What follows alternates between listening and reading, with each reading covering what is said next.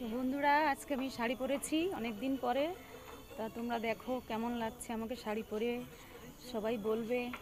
অনেক দিন মানে কি বলবো, ভিডিও বানাই না আর শাড়ি ঠাড়িও পরি না। সব সময় মানুষের মন মেজাজ ভালো থাকে না। আর তোমাদের কি বলবো, আমি এই ভিডিওটা বানাচ্ছি, তোমরা দেখতে থাকো। আমার এই ভিডিওটা যদি তোমাদের ভালো লাগে তো দেখো গাইস। আমার মানে সবসময় মানুষের মন মেজাজ যদি ভালো না থাকে তা কোনো কিছুই বানানো যায় না।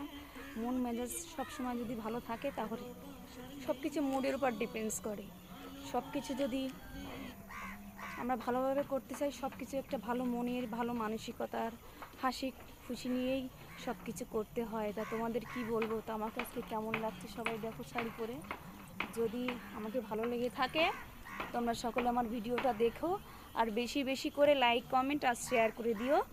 আর এই শুভ বিকেলে কি বলবো, তোমাদের অনেক অনেক শুভ বিকেলে শুভেচ্ছা অভিনন্দন জানাই। আর কেমন লাগছে আমাকে তোমরা কমেন্ট করে বলবে।